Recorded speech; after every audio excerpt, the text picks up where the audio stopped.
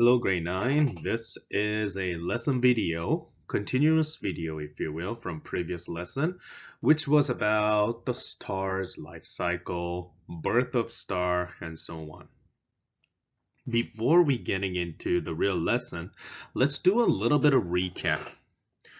Last time we learned about few terminology and few, how can I say, unique properties about star.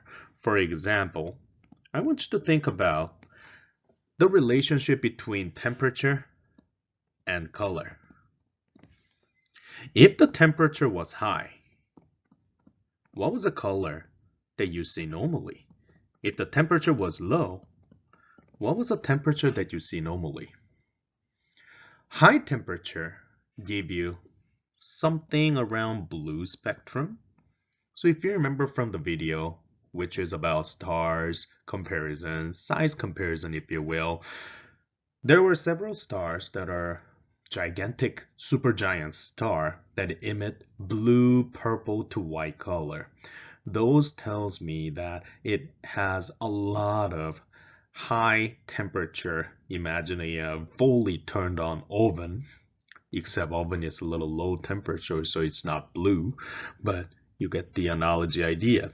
When it comes to relatively low temperature, you know that it's more red to orange color. In that regard, Sun was not a high temperature star. In fact, Sun is more yellow to orange, so you may already know that it is relatively low temperature. Plus, it's not even a big star. It is a big star if you think about our solar planetary system, but it's not the biggest when it comes to the whole universe, even including our galaxy, Milky Way. Let's think about our first step. The first step is called nebula. Nebula is, and in order to understand this nebula, you need to think about what is the most abundant element in the universe. The answer is hydrogen gas.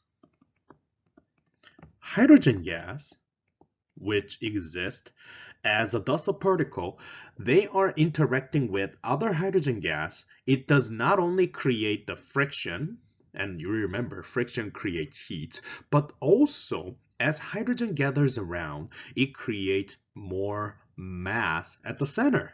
So as you can see, gravitational force will increase, and gravitational force is one of the mystical force, if you will, that only attract, which is very unique. A lot of forces are attract and repel, but gravitational force attract, and gas pressure that work is another way, because think about it. Think about the cooking pot, if you will.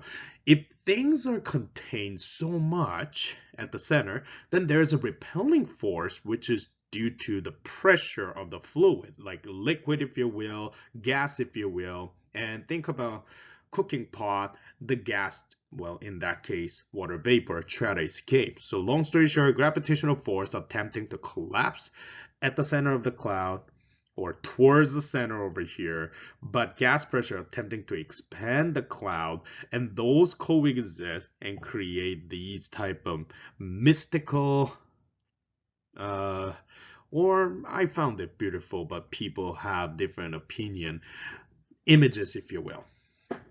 You don't see any sphere yet.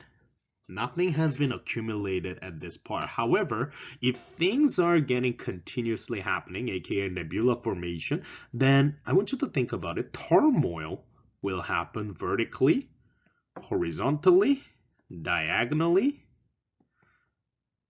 like that. The best analogy I can make is, have you guys saw the rubber band ball? Rubber band, if you think about it, it's just a one string. However, in order to make rubber band ball, you need to understand that we need to have various color and multiple rubber band ball. I don't know on average how much we need even, but you need to keep putting on and on and on, multi-dimensional to make a perfect sphere. I want you to think about that. And that will connect in the next one. Become a birth of a star. Okay, I want you to look at this picture. The picture indicate that there is some kind of pole, and things are, if you look at the pattern, there is a little direction that you can predict. Can you see there's a trail that look like a ninja star that go around? These are indication of, well, it mainly rotate counterclockwise, but if you already know, a lot of galaxies are multidimensional in a way that it's not just horizontal, there's a vertical rotations too. But in any case, as more materials gather, the mass at its core increase and the temperature climbs. So let's think about a little flow chart here. Mass goes up because a lot of hydrogen and dust particle gathers. If you have more mass, then there's a two outcome.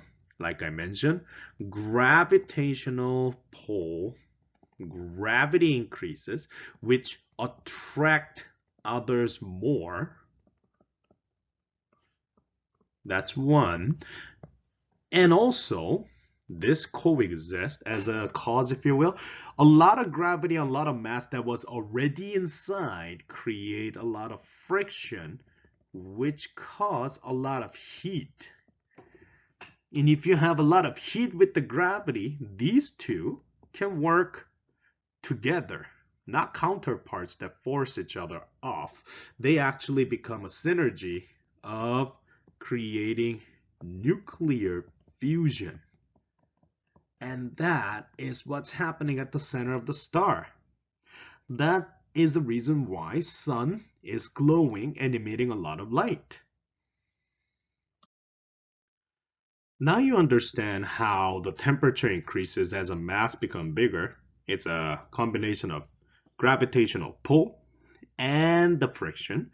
If the core gets hotter, then now we will have a lot of glowing, because glowing means there's an energy transformation. So if you think about as a flow chart, nuclear energy at the core, it emits the image or transformation of an energy, if you will, in a two form: thermal energy, which is a heat energy, but also light energy. And this light is a EMR spectrum, electromagnetic radiation. Some of you guys may remember from last year, grade 8 science. It started with the gamma, the one of the most powerful, all the way to radio wave, which is the most longest wavelength, but it's the weakest when it comes to power. And that is the beginning of how we will see in future Earth utilize the light that comes out from a star. This is a protostar, the core of a star's formation. And now you will see that it's actually having a perfect sphere shape. So I want you to look at this diagram a little bit here. As you can see, clump of gas, which is nebula, if you will, becomes protostar when radiation can no longer escape from interior. So the gravitational force is so high now in a way that the pressure that try to escape is overruled by the gravitational force. The cooking pressure's lid, imagine you have a double or triple lid, so everything is contained. Then we're gonna have a shrinking occur. Protostar will shrink, and heat as gravitational potential energy is now converted into heat energy, thermal energy as I mentioned, and there will be waste energy, which is light energy. And shrinking slows down as the surface temperature rises, and that nuclear burning begins more and more. And fusion rate increase until there's something called gravitational equilibrium, which is a magic point of a number that stabilizes a star. And you don't need to know the whole process, but if you think about the yellow and orange, which is low temperature, relatively low temperature, it is depending on the mass of it. if the mass is extremely a lot, then normally that's a part where you will have different color like blue to white to purple color. That's where the temperature thrives. And it's done by mass. And core can reach about 10 million degrees Celsius easily in order to have a nuclear fusion occur actively. Now let's go through different size of a star. What I mean by that is this, folks. So we have our solar system because Copernicus, Galileo, they discovered that Earth is not the center. So geocentric model is not existing. This is more heliocentric model. And the thing about solar system is we have one star at the center, which is Sun. But Sun, even though it's big enough that it can contain all the planets and all the satellites that go around those planets, which is moons, if you will, that go in there, you can throw inside of the Sun and that doesn't even affect a thing. Sun is that big, but Sun is a low mass star. It's actually quite light. In fact, if the Sun is replaced by any of a supergiant star, then we're going to burn to death. And also, the gravitational pull will going to be unstable that a lot of planets will be consumed by it easily. In any case, let's talk about the different type of star now, starting with red giant. This is one of the most important picture that I like to emphasize because I like to say this summarizes everything you need to know regarding life of a star. So let's think about this a little bit. Every single baby step, we start with nebula. Remember, that's a cloud of unstable gas that may not have a pattern. Pattern, I mean sphere, because, well, they're not formed yet. There's no balance between gravitational pull, and at the same time, there's no balance of friction with temperature. Depending on how that equilibrium is happening, let's think about average size star. And when I say average, think about this as a chart of a mass. A massive star is if the mass is really, really big. Sun is, how can I say, not even compared to these one that I'm talking about. This is beyond the size of Sun. So imagine there's go to average weight or mass, if you will. Then nuclear reaction will happen, nuclear fusion will happen actively, and it become red giant if you took the path of average mass at the second step. Now, once red giant use up the whole fuel. Now this is a fun part about the life cycle of the star. This stage is the one that takes most of the time, let's say, but if we use up the fuel, then what's going to happen is there's a phenomenon called planetary nebula. It's a complex process, but long story short, it uses up everything and there's only a reminiscent of what's left over, which is a core. Core is left over, and that reminiscent of the product from the fourth step is white dwarf. We did not discover, from my understanding of, black dwarf or dark dwarf star yet. When it comes to the other part, let's say we have more mass. So you went to the massive star category. Again, we have a little bit of bar in the mass chart.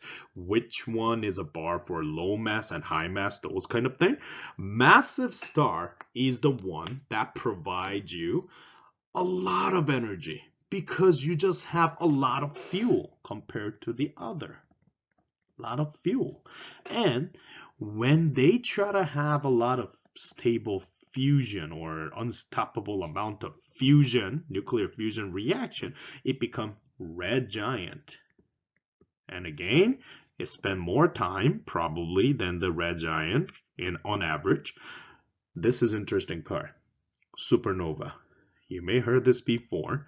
This is a stage where imagine you use up the whole fuel, and even this is a field that I'm not too familiar with. It's too complex after all. Supernova is one of those violent explosion in a way that right before the planet disappear. What I mean by that is fuel is used up, but the existence of gravitational force is too much. Right before it become black hole, it actually have a violent explosion with a lot of gamma ray and so on that is multidimensionally going up. That phenomena is called supernova. Supernova happen, then the thing is whole matter disappear except the gravity that was existing there. That phenomena is known as black hole, the one that can consume even light, according to the theoretical physicists. Or if it's not as big, then we get to neutron star. We're going to go through neutron star a little bit. Neutron star is interesting because it has such a big of a massive gravity at its core. If you scoop a spoonful of neutron star, that spoonful amount may have several thousand tons of a weight in it. Imagine that whole proton and everything is gone. Literally, the subatomic particle neutrons are gathered around there. But there's no polarity. That's neutron star. So let's summarize things a little bit. From a protostar, think of a protostar like a prototype. You guys probably know those. Prototype of a model of a vehicle or beta version of an online game before it's released. Protostar, the star can become red giant or red supergiant. Note the fact that depends on red giant and supergiant. It just always about how much fuel that they have, how much mass they have. Both types spend most of their life undergoing nuclear fusion, converting hydrogen into helium in their core. And like I said, the way that it makes one hydrogen, another hydrogen make helium. I know it's more complex than that. There's something called deuterium and so on, but for grade 9 level, that should be good enough. So let's think about this image. This image is an image that I try to get about supernova. As you can see, the whole fuel is used up in such a short amount of time that there is a collapse happen. So when the matter in the core has been used up, the stable state star shrinks in sizes due to gravitational force. And that gravitational force causes the star to contract further, and nuclear reaction occur, leading to the collapse of the outer layer. And there's two parts, right? But one of them that we're going to look at is supernova shock. So the super red giant star can turn into supernova shock. And I want you to look at the supernova effect in the GIF file over here.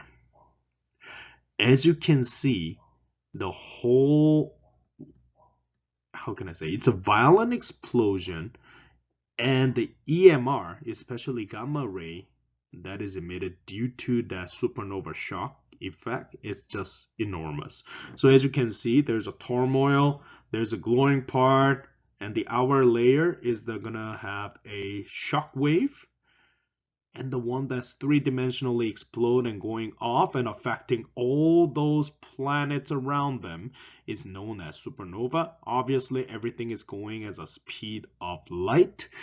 That, I believe some movies has been using because it's a speed of light you cannot avoid. It's unlucky situation for a nearby planet or star, but those are unexplainably large amount of energy that will affect. Now, after part is these guys can turn into neutron star or black hole.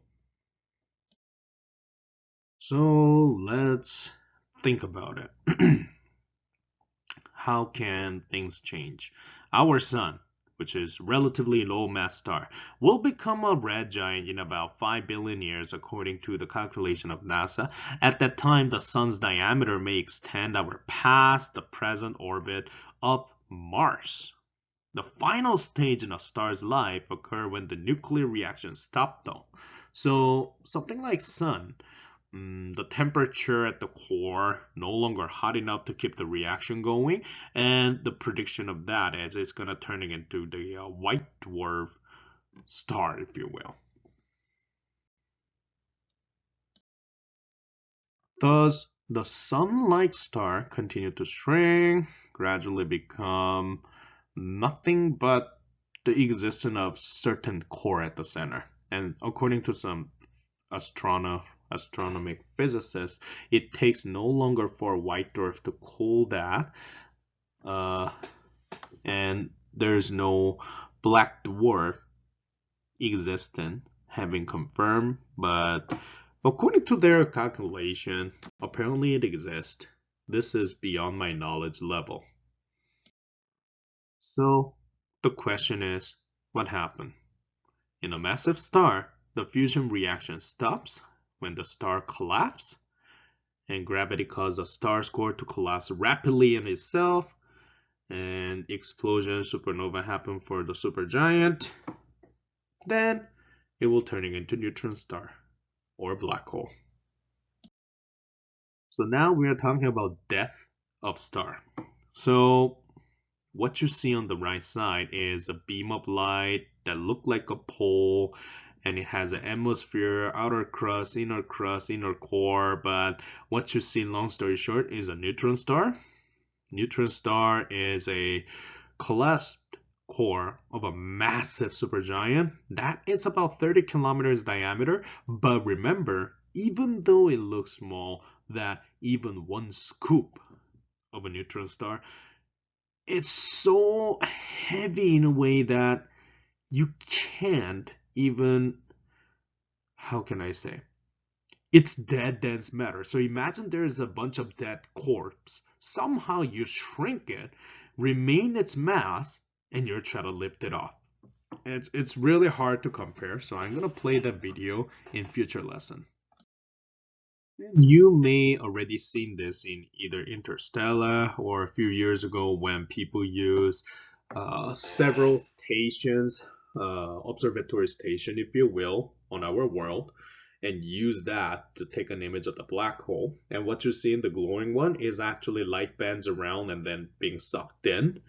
I forgot the phenomenon called, but in any case, the black hole is a reminiscent remainder of a gigantic star's gravity's influence.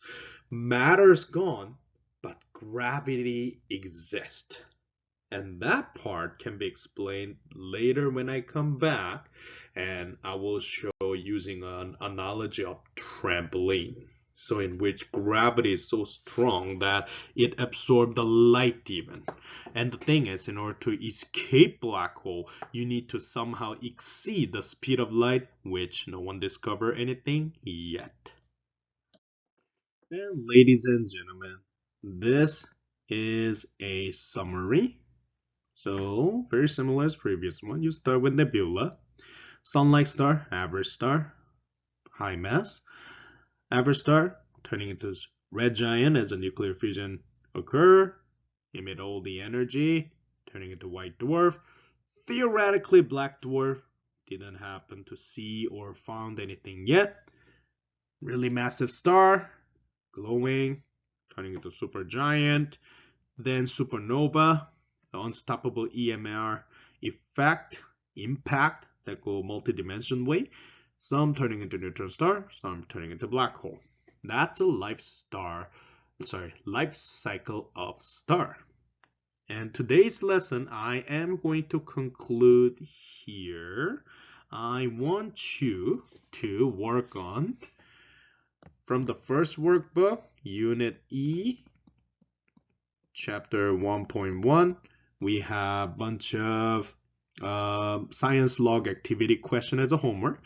And so as this booklet, Unit E, Chapter 1.3 booklet, there are science log activities at the back of it too. Do those questions as homework, and that should be your remainder of the time.